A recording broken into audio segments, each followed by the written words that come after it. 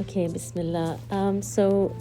Today I'm going to share a really amazing and tasty recipe of a marble pound cake.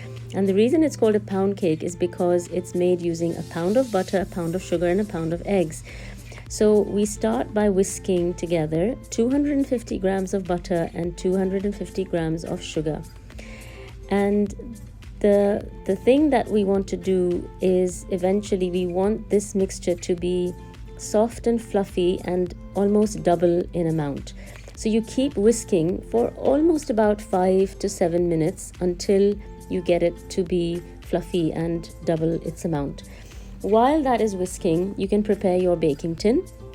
So I'm going to use a loaf pan, and I have oiled the pan, and then I'm going to place some parchment paper over the pan, and then I'm going to oil over the parchment paper just to make sure that the batter doesn't stick. Once that is done, you put it aside and you carry on whisking, and once the butter and sugar has become fluffy and almost doubled in amount, you start adding the eggs. So we're going to add a pound of eggs, which is approximately 4 eggs. And you add them one at a time, and usually you don't need to really wipe down and whisk, but this time I had to because my butter was very soft.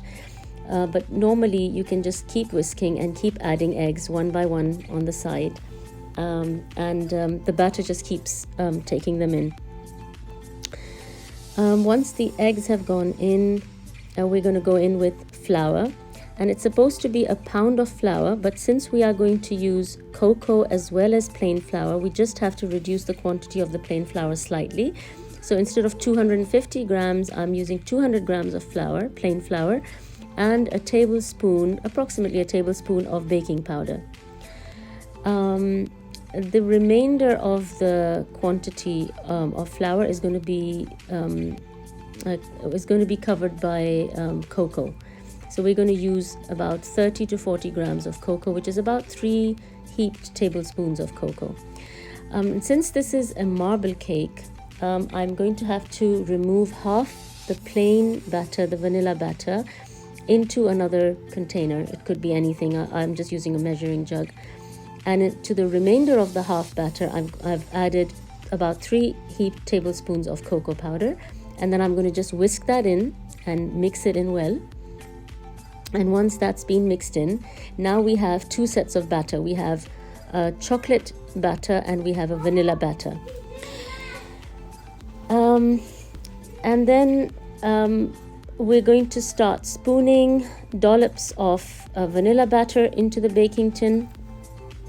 And in between, we're going to add the chocolate batter because we want to give it a marble look. So it has to go in it's just, as you like, you just put a few dollops here and there of vanilla and a few in between of chocolate so that it gets its marbled effect. And then once you have done one layer, then on top of it, you do the same thing again, where you put some vanilla and some chocolate and then straighten it out. If you like, you can use a toothpick or a skewer and just skewer through the batter, sort of in a zigzag pattern, and that will also help to give it the marble look. And then that goes into the oven for 35 to 40 minutes, and you check and make sure that the center is firm. And once that's done, it's ready to come out of the oven. You let it cool, and once it's cooled, you remove the cake from the tin, remove the parchment paper, and slice and cut, and it's ready to serve. I think the most exciting thing with this cake is when it comes out to see your artwork and how the marbled effect has come out inside. That's really exciting to look at. And as you can see, the cake is really soft and nice. The sponge is just absolutely amazing. So enjoy.